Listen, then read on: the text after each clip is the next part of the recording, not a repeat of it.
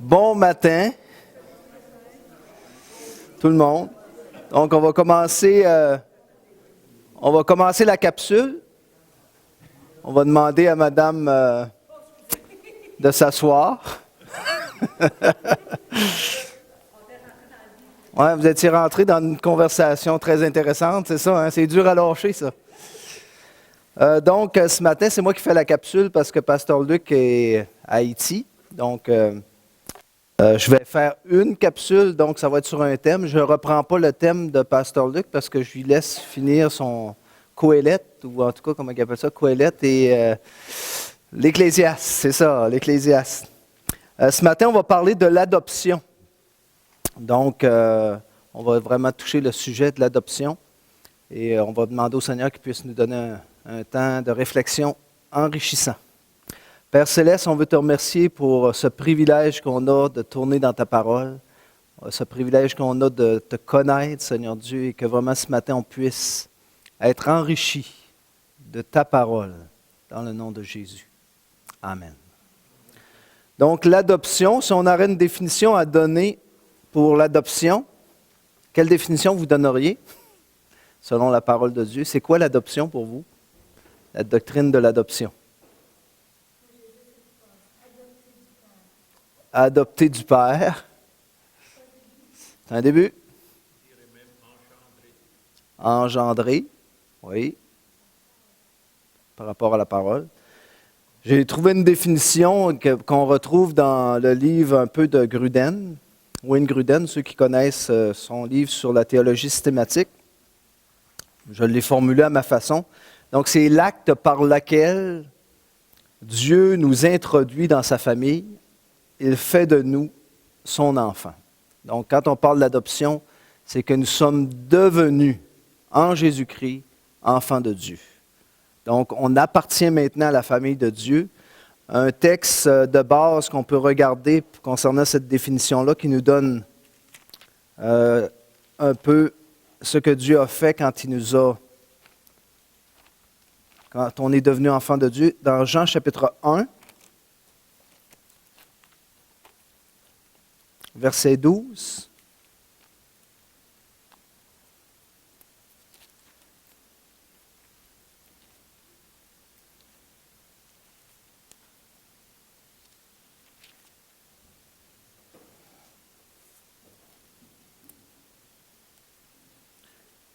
Un texte qu'on connaît bien. À tous ceux qui l'ont accueilli, dans certaines versions, on va dire qu'ils l'ont reçu, il a accordé le privilège de devenir enfant de Dieu. Donc, c'est important de comprendre que le fait qu'on soit devenu enfant de Dieu, c'est un privilège. Donc, on est introduit dans la famille de Dieu lorsqu'on a accueilli Jésus, lorsqu'on l'a reçu, il nous a accordé le privilège de devenir enfant de Dieu. Qu'est-ce qu'on était avant d'être des enfants de Dieu? Dans Éphésiens, il va nous parler qu'on était des fils de la rébellion. Avant d'être enfants de Dieu, on était comme les autres. Hein, Paul il dit, vous étiez par nature des enfants de colère comme les autres. Donc, on n'était pas mieux. Quand on devient enfant de Dieu, ce n'est pas parce qu'on était fin, parce qu'on était beau, puis que là, Dieu a décidé parce que il a dit, hey, lui, ça me le prend dans ma famille, hey, ça n'a pas d'allure, comment il est fin, puis il est smart. Non, on était tous, comme les autres, des enfants de colère, des fils de la rébellion. Mais Dieu a décidé dans son amour, donc c'était motivé par l'amour de Dieu, de décider de faire de nous ses enfants. Donc on n'a pas à se péter les bretelles, on reçoit ce privilège-là. On l'accueille comme étant une grâce de Dieu. Donc on était des enfants de colère comme les autres. Dans Jean chapitre 8, versets 41 à 44, alors que les Juifs se disaient les fils d'Abraham,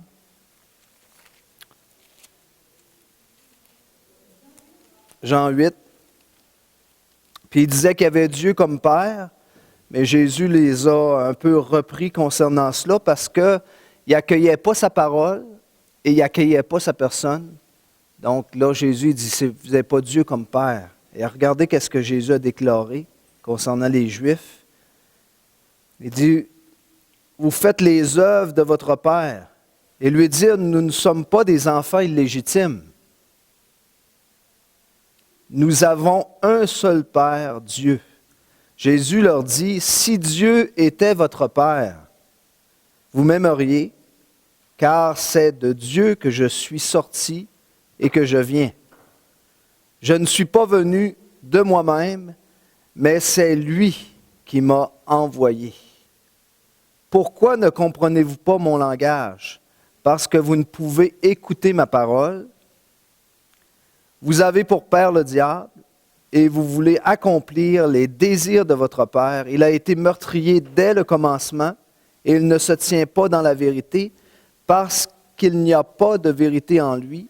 Lorsqu'il profère le mensonge, il parle de son propre chef ou de son propre fond, car il est menteur et le père du mensonge. Donc, on ne devient pas enfant de Dieu automatiquement. Puis les Juifs, même si eux pensaient qu'ils étaient des fils du Père, ils ne l'étaient pas. Pourquoi? Parce qu'ils rejetaient le don de Dieu qui était Jésus-Christ. Ils rejetaient Jésus-Christ comme Messie, ils rejetaient sa parole, ils ne l'accueillaient pas. Donc, comme on a vu à tous ceux qui l'ont accueilli, qui l'ont reçu, il a donné ce privilège de devenir enfant de Dieu. Donc, il faut qu'il y ait un accueil de la parole de Dieu et il faut qu'il y ait un accueil de Jésus-Christ comme Fils de Dieu, comme Sauveur, comme celui qui nous rend juste devant Dieu. Sinon, on ne peut pas devenir enfant de Dieu. Ce n'est pas quelque chose qui se fait automatiquement comme les Juifs le croyaient. Eux, ils pensaient parce qu'ils étaient des fils d'Abraham, parce qu'il y avait une descendance et que là, ils appartenaient au peuple juif, qui était le peuple de Dieu, qu'automatiquement, ils devenaient des enfants de Dieu. Non, la parole nous dit, on a un choix à faire et Dieu aussi doit intervenir dans notre vie pour qu'on puisse devenir ses enfants lorsqu'on l'accueille. Romains 8, versets 14 à 17.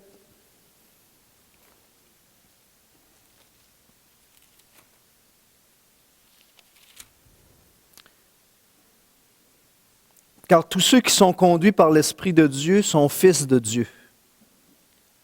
Et vous n'avez point reçu un esprit de servitude pour être encore dans la crainte, mais vous avez reçu un esprit d'adoption par lequel nous crions « Abba, Père ». L'Esprit lui-même rend témoignage à notre esprit que nous sommes enfants de Dieu. Or, si nous sommes enfants, nous sommes aussi héritiers de Dieu et co-héritiers de Christ, si toutefois nous souffrons avec lui afin d'être glorifiés avec lui. Donc ici, il nous parle encore de l'adoption. Donc, quand on est adopté par Dieu, Dieu devient notre Père. Et le terme « Abba », si on pourrait le traduire en français, ça serait plus « papa ». Donc, c'est un terme vraiment affectueux. Donc, Dieu devient notre Papa céleste. Dieu devient celui qui prend soin de nous. Dieu devient celui qui nous a engendrés, mais surtout, il devient notre papa. Et quand on s'approche d'un papa, ceux qui ont eu un bon papa, bien sûr, eh bien, on sait que c'est tout le réconfort qui vient avec cela. Et tout, on pourrait dire, l'amitié, l'amour qu'on peut recevoir. Et donc, le terme, c'est Abba. Souvenez-vous, il y a plusieurs places dans la Bible qui vont parler de ce terme-là. Quand on parle de Barabbas, hein, c'est encore le même terme, Abbas. Bar, qui est fils. Donc, on pourrait dire Barabbas, c'était le fils à papa. Donc, le fils du père. On parle de Bartimée. Donc, le fils qui est estimé, mais tu as le bar, et il n'y a pas le Abba, mais le bar, c'est le fils, puis Abba, c'est le père. Ensuite de ça, le fait que nous devenons des enfants de Dieu nous rend aussi participants d'une même famille. Donc ça, c'est important de le saisir parce que nos relations les uns avec les autres changent aussi. Nous sommes maintenant liés les uns aux autres. Donc, les frères, les sœurs, on est liés les uns aux autres. Puisque nous avons un même Père, nos relations se définissent comme frères et sœurs. L'amour de Dieu envers nous et au travers de nous domine nos relations. Donc, souvenez, Jésus, il dit, il y a une façon que vous allez reconnaître mes disciples, c'est à l'amour qu'ils ont les uns pour les autres. Donc la nouvelle motivation maintenant, le sentiment qui doit être au milieu de nous, c'est l'amour les uns envers les autres, puis pas notre amour à nous, mais l'amour dont Jésus nous a aimés se manifeste au travers de nous. Dieu a répandu dans nos cœurs le Saint-Esprit, puis Dieu a répandu dans nos cœurs aussi l'amour de Dieu. L'amour de Dieu est répandu dans nos cœurs par le Saint-Esprit. Donc cet amour-là va se manifester au milieu de nous. On n'a plus les mêmes relations qu'on avait lorsqu'on était dans le monde. Même dans le monde, avec les membres de notre famille, on a une certaine relation, mais ce n'est pas la même relation parce que là, on est motivé vraiment par l'amour de Dieu. Un frère, une sœur, on doit l'aimer comme Christ l'a aimé, puis voir Christ en elle. L'adoption, ça c'est important de le comprendre, l'adoption est bien distincte de ce qu'on appelle la justification puis la régénération. C'est sûr que ça se passe sensiblement en même temps, mais c'est distinct. Je vais vous lire un texte de Gruden qui l'explique bien. Il dit « Bien que l'adoption soit un privilège que nous obtenons au moment où nous devenons chrétiens, elle est cependant distincte à la fois de la justification et de la régénération. La régénération fait de nous des êtres spirituellement vivants. Donc, quand on est régénéré, on devient des êtres vivants devant Dieu et devant nos semblables aussi, capables d'entrer en relation avec Dieu par la prière, l'adoration, et capables d'écouter la parole avec des cœurs réceptifs, mais il peut exister des créatures vivantes spirituellement sans qu'elles soient pour autant membres de la famille de Dieu et sans qu'elles jouissent des privilèges réservés à ces derniers. Les anges, par exemple, entrent apparemment dans cette catégorie. C'est pourquoi Dieu aurait pu décider de nous régénérer sans nous accorder les privilèges merveilleux de l'adoption. Autrement dit, l'adoption, c'est plus que la régénération, parce que par la régénération, on devient vivant devant Dieu et on peut, si on pourrait dire, entrer en relation avec lui parce qu'on est vivant. Mais l'adoption nous donne le privilège de devenir enfant de Dieu, c'est-à-dire que notre relation avec Dieu devient plus intime, même plus intime que les anges puissent avoir une relation avec Dieu. Donc, on devient vraiment des intimes de la part de Dieu. Il prend soin de nous comme un père prend soin de ses enfants. Et il continue, il dit, de plus, Dieu aurait pu nous justifier sans nous adopter. Donc, Dieu aurait pu dire, vous êtes juste, je vous sauve, vous devenez juste devant moi, mais sans pour autant nous adopter dans sa famille. Il aurait en effet pu pardonner nos péchés et énoncer une déclaration juridique de justice à notre égard sans faire de nous ses enfants. Donc, il est important de comprendre cela pour bien saisir toute l'étendue des privilèges liés à notre adoption. La régénération concerne notre vie spirituelle intérieure, la justification, notre position devant la loi de Dieu, mais l'adoption a trait à notre relation avec Dieu en tant que notre Père. Donc l'adoption, ça a vraiment trait à notre relation avec Dieu en tant que notre Père. Donc on entre par l'adoption dans l'intimité de Dieu et on reçoit des privilèges en rapport avec cela. Et ça, c'est vraiment important de le saisir parce que si on était seulement justifié, si on était seulement régénéré, mais qu'on n'aurait pas reçu l'adoption, notre intimité avec Dieu on aurait une relation avec lui, mais comme des fois on peut avoir une relation avec quelqu'un sans pour autant être intime. Tu n'as pas la même relation avec un chum qu'avec ton père. Donc, quand on est en relation avec un père, c'est une relation d'affection dans l'intimité. S'il arrive de quoi, puis je ne sais pas, tu n'es pas capable de payer ton appartement, tu n'appelles pas ton chum. Hein? Souvent, tu vas appeler ton père, tu dis hey, « Papa, moi ici, j'ai de la misère, ça ne va pas bien. Aurais-tu un montant d'argent à me prêter pour que je puisse payer mon appartement? » Pourquoi? Parce que tu es intime. Tu sais que ton Père, c'est quelqu'un qui va toujours être là, parce que tu es lié par les liens. Parce qu'on parlait de ça ce matin avec Gaétan. Oh, ta mère, ouais, ta mère, mais ta mère va en parler avec ton père, c'est ça? Ouais. Elle est bonne. Donc, l'adoption a trait à notre relation avec Dieu en tant que notre Père.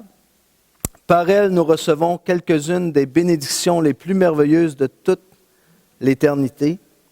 Lorsque nous commençons à prendre conscience de l'excellence de ces bénédictions et que nous comprenons par ailleurs que rien n'oblige Dieu à nous les accorder, nous pouvons nous exclamer avec l'apôtre Jean qui a dit « Voyez quel amour le Père nous a témoigné pour que nous soyons appelés enfants de Dieu. » Et il semble que l'apôtre Jean, quand il donne cette phrase-là, il met un emphase particulier en disant « Voyez l'amour dont le Père nous a témoigné pour que nous soyons appelés enfants de Dieu. » Donc Dieu vraiment avait comme but d'être en relation avec nous comme un père avec ses enfants. Quels sont les privilèges de l'adoption? On va en voir quelques-uns, on a le temps. Le premier privilège, c'est que nous pouvons parler à Dieu comme avec un Père bon et aimant. Donc, l'adoption fait de nous des enfants qui peuvent parler à Dieu, donc entrer en relation avec Dieu avec un Père bon et aimant. Matthieu 6, verset 9.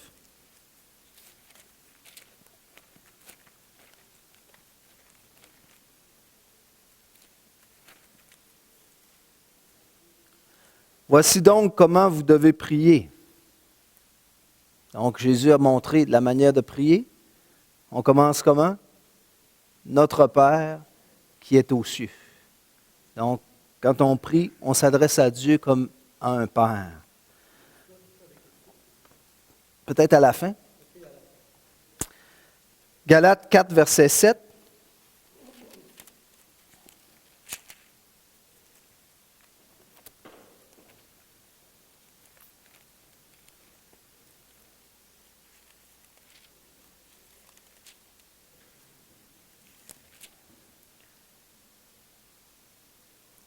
Ainsi, tu n'es plus esclave, mais fils. Si tu es fils, tu es aussi héritier par la grâce de Dieu. Donc, notre relation avec Dieu, ce n'est pas une relation d'esclavage. Même Jésus dit, je ne vous appelle plus comme des esclaves ou serviteurs, mais je vous ai appelés amis. Même avec Jésus, on a une relation d'amitié avec le Fils. Donc, puis on a une relation vraiment paternelle, une relation de fils avec le Père aussi. Donc, notre relation avec Dieu n'est donc plus celle d'un esclave à son maître, mais d'un enfant avec son Père. Romains 8, versets 15 et 16 qu'on a lu tout à l'heure.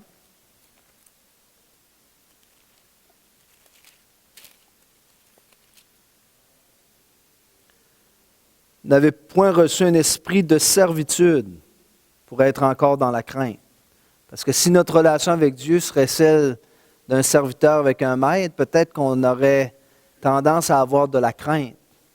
Mais vu que c'est un Père pour nous, donc il dit, vous n'êtes plus dans la servitude, donc pour être encore dans la crainte, mais vous avez reçu un esprit d'adoption par lequel nous crions « Abba, Père ». L'Esprit lui-même rend témoignage à notre esprit que nous sommes enfants de Dieu. Donc, on n'est plus dans la crainte.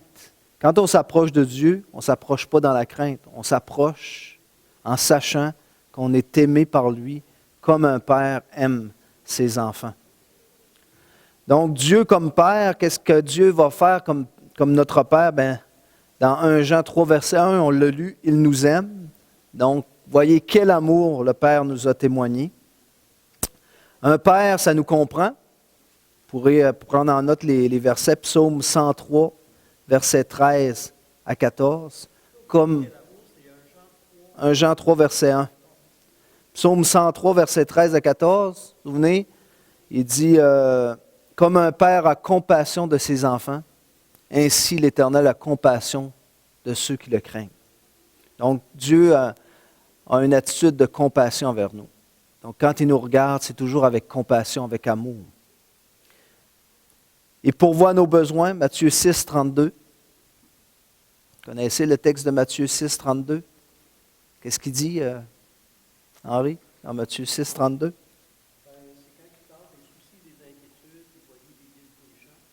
Oui, c'est ça, exactement. Donc, de ne pas s'inquiéter parce que votre Père céleste sait que vous en avez besoin. Donc, Dieu connaît nos besoins dans un sens. On n'a pas besoin de, comme le pasteur Luc disait, on ne fléchit pas le cœur de Dieu ou on ne se lamente pas devant Dieu pour qu'il comprenne nos besoins. On va devant Dieu en sachant que Dieu nous aime et qu'il va pourvoir à nos besoins. Donc, quand on prie, on sait que Dieu est enclin à nous répondre. Dire, Seigneur, tu es enclin à nous répondre à nos besoins. Tu nous aimes d'un amour éternel. Et il nous donne de bonnes choses dans Matthieu 7, verset 11. Donc, il dit que nous, comme pères, on donne des bonnes choses à nos enfants. Et il expliquait ça aux Israélites de l'époque. Il dit, votre Père céleste, hein, si tu demandes un poisson à ton Père, il ne te donnera pas un serpent. Si tu demandes quelque chose, il va te donner ce que tu lui demandes, si c'est bon pour toi. Il dit, à combien plus forte raison votre Père céleste donnera-t-il de bonnes choses à ceux qui le lui demandent. Donc, il va nous donner des bonnes choses. Deuxièmement, l'adoption aussi nous accorde le privilège d'être conduits par l'Esprit de Dieu. On l'a lu tout à l'heure dans Romains 8, verset 14. Ceux qui sont fils de Dieu sont conduits par l'Esprit de Dieu. C'est-à-dire qu'il va nous conduire dans la vérité, il va nous conduire dans des bonnes choses, il va nous libérer aussi par le Saint-Esprit. Donc, on est conduit par le Saint-Esprit. On n'est plus conduit de la même manière qu'avant qu'on le connaisse. Maintenant, l'Esprit de Dieu nous dirige dans la vérité de Dieu. Troisièmement, on a le privilège d'avoir part à la correction paternelle. Et ça, c'est un privilège. On peut peut-être s'arrêter quelques instants là-dessus, mais c'est vraiment un privilège. Je vais vous donner un exemple. Tu as le petit voisin d'à côté qui fait des niaiseries, des grimaces, puis je ne sais pas, il tire des mottes de neige aux personnes âgées qui passent sur le trottoir. Ça t'inquiète un petit peu. Tu dis, ouais, il est mal élevé ou tu vas faire des commentaires. Mais si c'est ton gars qui fait la même chose, oh, là, ça vient te chercher parce que c'est ton enfant. Tu sais que ça va avoir un impact dans sa vie. Parce que si tu ne corriges pas cette situation-là maintenant, pour lui apprendre le respect envers les personnes âgées, ben tu sais que ça va se répercuter aussi dans sa vie par rapport à l'autorité, par rapport au respect. Donc, tu vas intervenir. Pourquoi? Pourquoi le voisin, tu ne vas pas le ramasser par l'oreille, puis sacrer une petite claque, puis dire « Hey, wow, c'est assez. » Parce que ce n'est pas ton enfant. Ce n'est pas ton enfant. Donc, ça ne te préoccupe pas parce que toi, tu corriges ton propre enfant, parce qu'il fait partie de ta famille, et tu veux l'amener à terme dans ce que Dieu désire pour lui. Donc, tu veux l'amener dans des bons sentiments, tu veux l'amener dans une bonne direction. Mais l'enfant du voisin ou l'enfant, ça va moins te préoccuper. Mais c'est la même chose pour le Seigneur.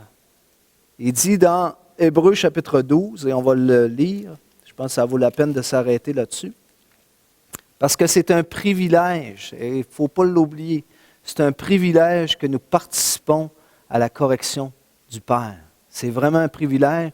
Puis c'est l'amour du Père qui est déversé pour nous. C'est sûr que sur le coup, quand tu étais jeune, souviens-toi, tu avais une correction, ça ne te faisait pas plaisir. Puis des fois, tu étais un peu frustré à cause de ça. Mais plus tard, quand tu étais rentré dans l'adolescence ou la vie adulte, tu te rappelles ce que ton père a fait quand il a intervenu. Puis là, tu sais que ça a été bon pour toi parce que ça t'a amené à avoir un bon comportement, à avoir du respect. Ça t'a amené des valeurs dans ta vie qui maintenant te conduisent pour tout au long de ta vie. Mais c'est la même chose qu'il nous dit ici dans Hébreux. Hébreux chapitre 12, verset 5.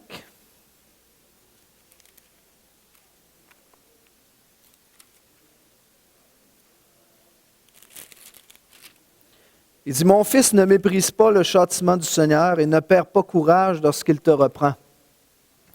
Car le Seigneur châtie celui qu'il aime, et il frappe de la verge tous ceux qu'il reconnaît pour ses fils. » Supporter le châtiment, c'est comme des fils que Dieu vous traite, car quel est le fils qu'un père ne châtie pas? Mais si vous êtes exempts du châtiment dont tous ont part, vous êtes donc des enfants illégitimes.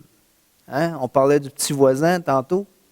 Bien, il y en a que c'est les petits voisins, mais ils ne font pas partie de la famille. Donc, ils n'ont pas part au châtiment. C'est des enfants illégitimes et non des fils.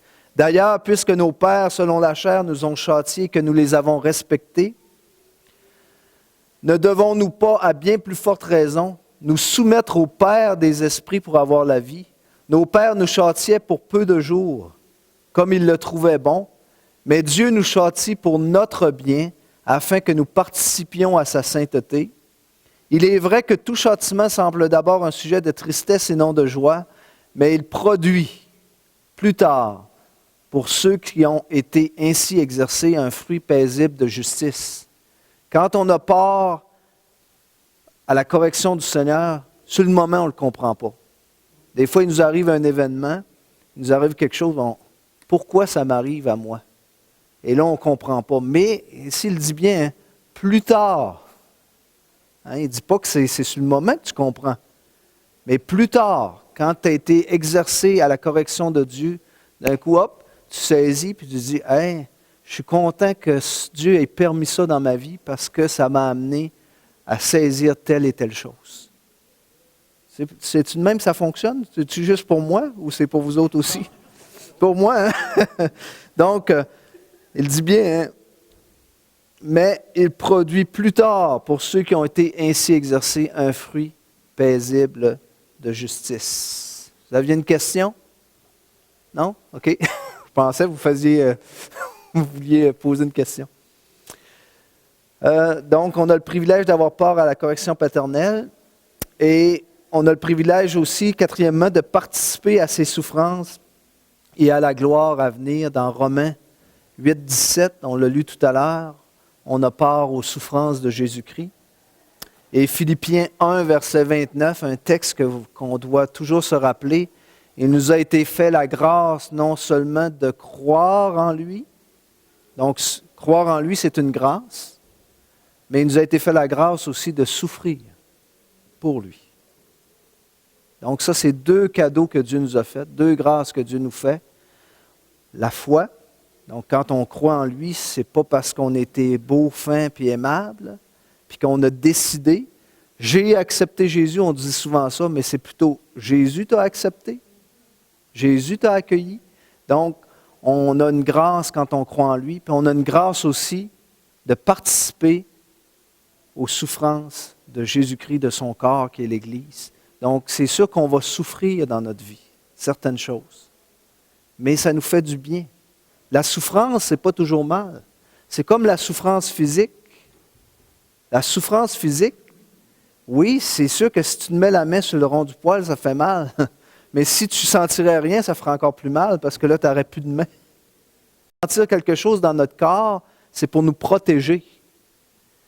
Le fait d'avoir de la souffrance morale, c'est une protection aussi pour nous. C'est-à-dire que quand on ressent la souffrance, c'est parce que des fois, il y a quelque chose que Dieu doit corriger dans notre vie, amener une certaine correction dans notre vie, amener certains éléments qui nous manquent. Donc, la souffrance, c'est pas mauvais. Peut-être dans le monde où ce qu'on est, on fuit la souffrance. Mais nous, les croyants, on ne doit pas fuir la souffrance. La souffrance est là pour nous instruire, nous enseigner, nous conduire dans notre vie, pour nous montrer qu'il y a des dangers, qu'il y a certaines choses qu'on doit s'éloigner. Donc, la souffrance n'est pas mauvaise en tant que telle. Oui? Petite anecdote pour toi. C'est un Oui. papa qui corrige sa petite fille.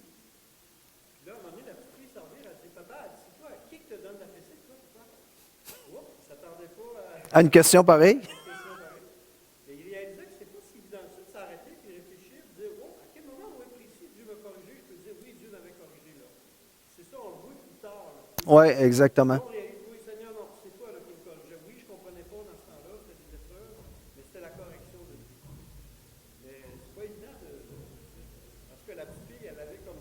Ça l'avait surpris.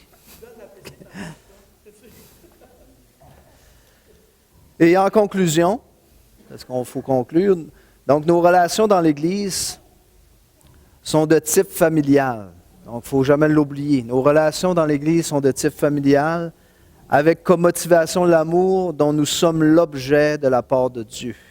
Éphésiens chapitre 5, versets 1 et 2, pour lire ça. Donc, on a des nouvelles relations aussi dans l'Église parce qu'on fait partie de la même famille.